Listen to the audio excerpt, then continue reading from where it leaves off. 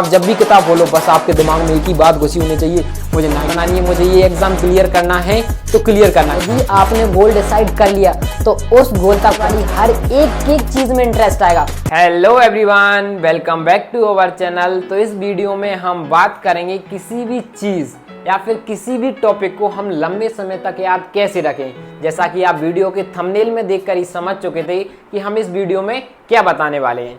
ठीक है, देखो, यदि आप किसी भी स्कूल से हो या फिर कोई से भी कॉलेज से हो या फिर आप किसी भी एग्जाम की तैयारी कर रहे हो तो आपको यह वीडियो बहुत ही ज़्यादा इंपॉर्टेंट होने वाली है। ठीक है, अब मान लो आप कोई सा भी सब्जेक्ट उठाया ना, आपने केमिस्ट्री उठा लिया, फिजिक्स उठा लिया, मैथ उठा लिया, चाहे आपने कॉमर्स का कोई सा भी सब्जेक्ट उठा लिया, अब आप उसका पहला चैप्टर पढ़ने जा रहे हो या कोई सा भी आपने एक चैप्टर पढ़ा, तो जब उस समय पढ़ रहे हो तो उस समय तो आपको बहुत ही अच्छे से हो जाएगा, एकदम अच्छे से हो जाएगा, एकदम याद हो जाएगा, समझ में आ जाएगा, सब कुछ हो जाएगा। लेकिन फिर आप क्या करोगे, उसे 1 या 1.5 महीने बाद खोलकर देखोगे तो आपके दिमाग में सब कुछ उड़ जाएगा, कुछ भी याद नहीं होगा, एकदम दिमाग में से खाली हो जाएगा। जैसे आपने मैथ में कोई सी भी फॉर्मूला पढ़ा तो उस समय तो याद हो गया, लेकिन जब आपने 1-1.5 महीने बाद देखा तो एकदम भूल जाओगे। जैसे केमिस्ट्री में देखा तो केमिस्ट्री में भी सेम ऐसा ही हुआ, आपने कोई सी भी रिएक्शन इक्वेशन वगैरह देख ली, अब जैसे ही आपने कोई सी इक्वेशन उस समय तो पढ़ ली, लेकिन 1-1.5 महीने बाद क्या हुआ, आप वो भी भूल गए। तो ऐसी प्रॉब्लम्स बहुत से स्टूडेंट को आती हैं कि वो ज़्यादा लंबे समय तक याद नहीं रख पाते और वो भी भूल जाते हैं। और ऐसे बहुत से स्टूडेंट होते हैं जो ज़्यादा लंबे समय तक याद रख पाते हैं। आखिर ऐसा क्या तरीका है जिसकी मदद से वो ज़्यादा लंबे समय तक इन्हीं चीज़ों को याद रख पा रहे हैं और हम नहीं रख पा रहे।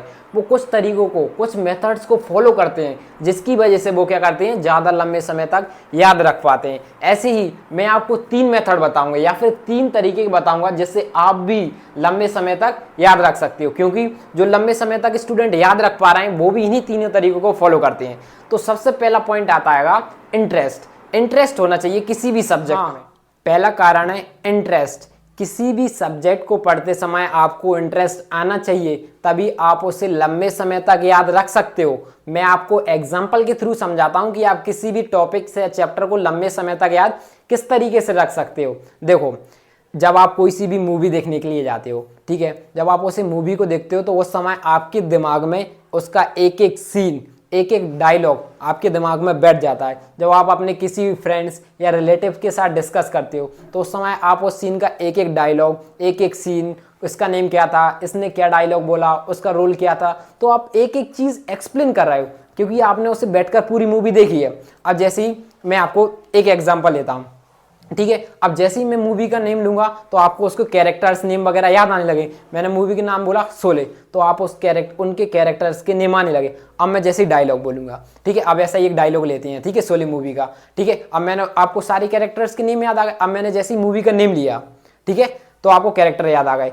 अब देखो, अब मैं जैसे ही डायलॉग बोलूंगा तो गब्बर और कालिया बोला तो आपको गब्बर और कालिया आपको हेडलाइन हो गए। सबसे पहले सिर्फ उन दोनों का ही फोटो आ गया।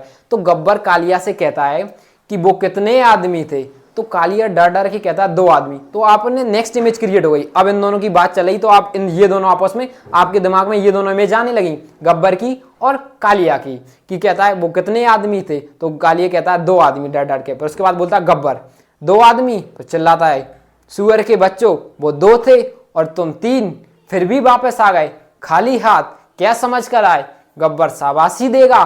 तो ये चीजें हमारे दिमाग में क्रिएट होती आ रही, इमेज क्रिएट हुई कि नहीं। जितना डायलॉग, आपको ये भी पता चल गया होगा कि ये कितने आगे तक की बात चली गई ये दिमाग में। आखिर ऐसा क्यों, हमने तो सिर्फ इन मूवी को बैठकर देखा है, 1 या 2 बार बैठकर देखा है, हमने ना ही इनको रटा है, फिर भी हमारे दिमाग में इतने अच्छे से कैसे बैठ गई, आखिर क्यों। देखो, इसका मतलब है आपका दिमाग आपके साथ भेदभाव कर रहा है।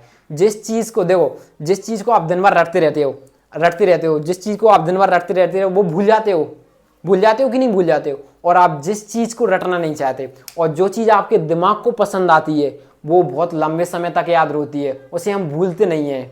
आखिर ऐसा क्यों हो रहा है, क्योंकि दिमाग को मजा आ रहा है। जिस चीज़ दिमाग को इंटरेस्ट देती है वही चीज़ हमारे दिमाग में क्या होती है, बहुत समय तक रहती है। तो यही चीज़ आप स्टडी में भी यूज़ कर सकते हो, स्टडी पर्पस में यही ट्रिक यूज़ कर सकते हो। देखो किस तरीके से, जो टॉपिक्स आपको समझ में नहीं आ रहा है, ठीक है, तो उनको क्या, उन चैप्टर की आप क्या करो, या जो बड़े बड़े चैप्टर्स हैं उनकी आप एक स्टोरी क्रिएट करो। क्या स्टोरी क्रिएट करो, इमेज बनाओ, स्टोरी क्रिएट करो, फिर आप उन चैप्टर्स को समझो जो हार्ड हैं, जो याद नहीं हो रहा है, तो देखना आपको कितना ज़्यादा इंटरेस्ट आएगा और उतने ही ज़्यादा लंबे समय तक याद होगी। तो पहला कारण क्या था पढ़ाई में मन न लगने का कारण? पहला कारण है इंटरेस्ट। क्या कारण है? इंटरेस्ट।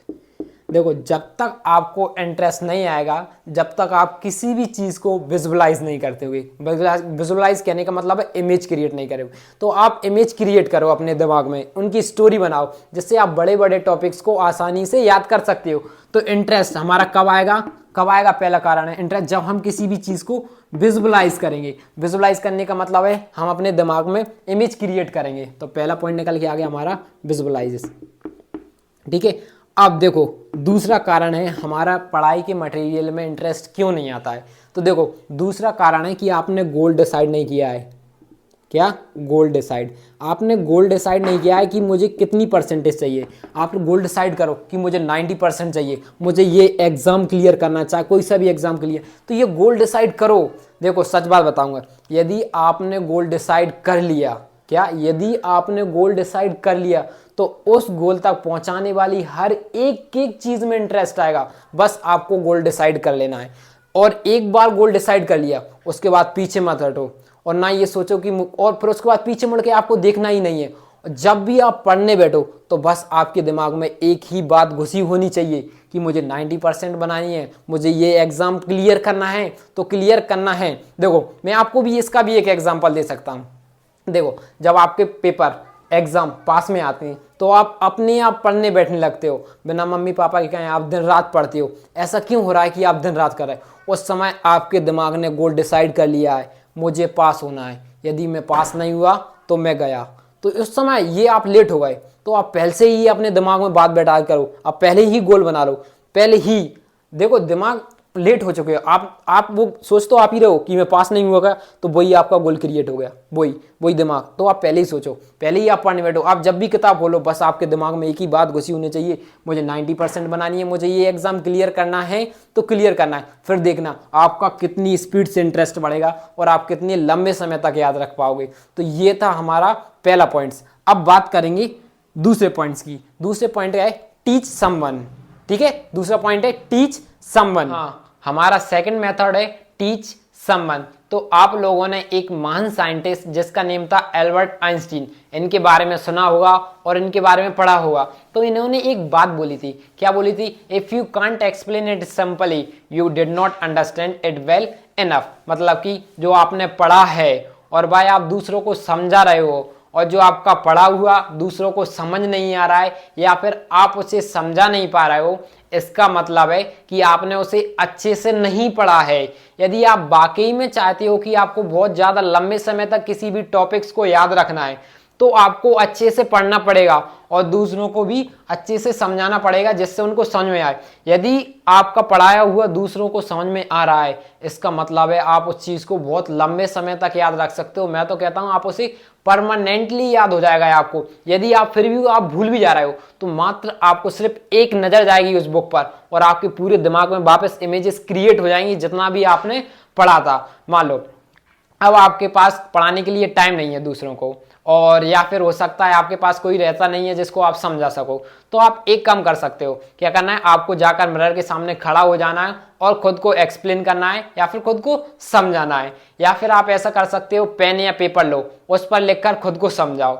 ये ऐसा भी आप कर सकते हो। तो आप लोगों ने एक कहावत तो सुनी होगी हिंदी में कि जो ज्ञान या नॉलेज होता है ना, वो हमेशा बांटने से बढ़ता है। इसलिए आपने जो कुछ भी पढ़ा है भाई अपने दोस्तों को समझाने की कोशिश करो, फिर देखना आपको कितने लंबे समय तक चीज़ें याद रहती हैं। मैं तो कहता हूँ वो आपको परमानेंट ही याद हो जाएंगी, या तो आप भूला करोगे ना, मात्र आपकी एक नज़र जाया करेगी और आपको पूरे दिमाग में पूरी स्टोरी क्रिएट हो जाएगी। तो ये था हमारा टिप नंबर 2।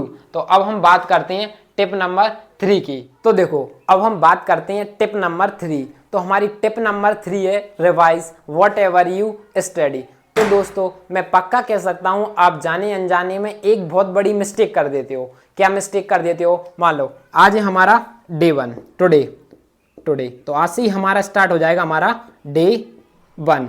तो डे 1 पहले दिन में आपने मान लो पहला चैप्टर पढ़ा, ठीक है, अच्छे से बिल्कुल अच्छे से पढ़ लिया पहला चैप्टर, ये आपको एक एक चीज स्टार्ट हो गई। फिर आपने सोचा अब हमारा पहला चैप्टर क्लियर हो गया है, तो अब हम पहुंच जाते हैं दूसरे चैप्टर पे। आपने दूसरे दिन भी वही किया, दूसरे दिन में क्या किया, दूसरा चैप्टर आपने बिल्कुल अच्छे से पढ़ लिया, ठीक है, बिल्कुल अच्छी तरीके से पढ़ लिया। ऐसे ही आपने तीसरे दिन भी क्या किया, आपने तीसरे दिन भी तीसरा चैप्टर बहुत अच्छे से पढ़ा। ऐसे ही पढ़ते गए, आपने 21 दिन तक पढ़ा और आपके 21 चैप्टर बिल्कुल 21वें डे पर आपने 21वां भी चैप्टर बहुत अच्छे से निपटा लिया। अब आपने सोचा मैं इस चैप्टर को वापस पढ़ता हूँ, वापस खोलकर देखता हूँ। जैसे ही आपने इस पहले चैप्टर को 21 दिन बाद आप आए और इस चैप्टर को वापस देखा, जैसे ही आपने देखा तो आपको कुछ भी याद नहीं आता है, बिल्कुल पूरी तरीके से भूल जाते हैं, हमें यह भी नहीं पता होता हमने किस तरीके से सॉल्व किया था। अब आपको फिर से आपने जितनी भी मेहनत की थी पूरी की पूरी पानी में मिल जाती है। कहने का मतलब ये है फिर आपसे जीरो से स्टार्ट करना पड़ता है, फिर आपको 1 2 3 4 5 इस तरीके से चैप्टर पढ़ना पड़ता है। तो देखो इस तरीके से नहीं करना है, इसका सिर्फ एक ही सॉल्यूशन है, वो है रिवीजन। अब देखो आपको रिवीजन करना है किस तरीके से, देखो हम बात करते हैं इसको रिवीजन किस तरीके से। तो मैं पहले ये थोड़ा सा रफ कर देता हूँ, ठीक है। देखो आपको रिवीजन करना किस तरीके से, रिवीजन, ठीक है। अब मान लो आज डे 1 है, टुडे, आज की बात करते हैं। आज आपने एक चैप्टर पढ़ लिया, कोई सा भी, चाहे केमिस्ट्री का ले लो, ठीक है। आज आपने इस चैप्टर को पढ़ लिया, तो इसी चैप्टर को आपको क्या पढ़ना है, कब पढ़ना है पता है, नेक्स्ट मॉर्निंग में। अगली मॉर्निंग आएगी, इसी चैप्टर को पढ़ना है, इसी चैप्टर को पढ़ना है, ठीक है। नेक्स्ट मॉर्निंग में इसी चैप्टर को पढ़ना है। अब आए एक बार बताओ, आपने इस चैप्टर को कल ही तो पढ़ा था, अब आपको नेक्स्ट मॉर्निंग पढ़ना है तो कितना टाइम लगेगा, मैक्सिमम कितना लगेगा, 30 मिनट या फिर हो सकता है 1 घंटा, उससे ज़्यादा तो लगने वाला नहीं है। फिर उस दिन रिवाइज कर लिया, फिर इसको रिवाइज करना है आपको सीधे 3 दिन बाद। अब तीसरे दिन भी आपको मैक्सिमम 30 से 35 मिनट लगेंगे, 30 से 45 मिनट मान लो, इससे ज़्यादा टाइम तो नहीं लगेगा। क्यों, क्योंकि आप 2 बार और रिवीजन कर चुके हो, किसने, 2 बार रिवीजन कर चुके थे, इसलिए तीसरे दिन भी ज़्यादा टाइम नहीं लगेगा। 3 दिन ही तो गए, 3 दिन में इतना थोड़ी भूलेंगे हम। फिर आपको उसके बाद करना है 7वें दिन रिवीजन, 7 डे बाद, 7 दिन बाद रिवाइज करना। देखो अब 7 दिन बाद तो आपका ये रिवीजन कितनी टाइम हो रहा है, चौथी बार रिवीजन हो रहा है, तीसरी बार नहीं, चौथी बार। तो इसमें भी आपको मैक्सिमम 30 मिनट लगेंगे, 30 मिनट या 40 मिनट से ज़्यादा टाइम नहीं लगेगा। फिर 7 दिन हो जाए, फिर उसके बाद आपको करना है रिवीजन। कब करना है, उसके बाद आपको 21 दिन बाद। जब 21 दिन बाद आप वापस रिवीजन करोगे तो मैक्सिमम 45 मिनट लग सकते हैं, 45 मिनट मान लो या 30 मिनट, चलो 45 मिनट ला लिए, इससे ज़्यादा टाइम तो नहीं लगेगा। क्यों 45 मिनट इतना कम टाइम क्यों लग रहा है, देखो इसलिए लग रहा है क्योंकि तुम 4 बार रिवीजन कर चुके हो और ये तुम्हारा 5वीं बार रिवीजन है, 5वीं बार, 4 बार कर चुके हो, 5वीं बार रिवीजन है। तो आप एक, ठीक है, उसके बाद आपको क्या करना है, इस ये करने के बाद फिर उसके बाद 21 दिन कंप्लीट हो जाए, फिर उसके बाद आपको करना है 41 दिन बाद। तो 41 दिन बाद करोगे जब आपका 5 रिवीजन कंप्लीट हो जाएंगे, कितने, 5 टाइम रिवाइज कर लोगे आप, 5 बार रिवीजन कर लोगे। यदि फिर आपको सीधा एग्जाम के टाइम पे ही याद करना पड़ेगा, जैसे ये एग्जाम आएंगे तभी आप खोलकर देखो, जब तक आपको चैप्टर पूरा याद होगा, बस थोड़ा थोड़ा सा रिवाइज करना पड़ेगा, बस यही था। देखो कहने का मतलब है, मान लो आज तुमने केमिस्ट्री का पढ़ा, चैप्टर फर्स्ट पढ़ा केमिस्ट्री का, कब पढ़ा, टुडे, आज पढ़ा। और ये हमारे यहाँ पे लिखते हैं डे 1, ठीक है, डे 2, डे 3, डे 4 और डे 5, इस तरीके से लिख दी। तो हमने चैप्टर फर्स्ट आज पढ़ लिया। अब इसको आज क्या हो गया, मान लो हमारा टुडे हो गया टुडे।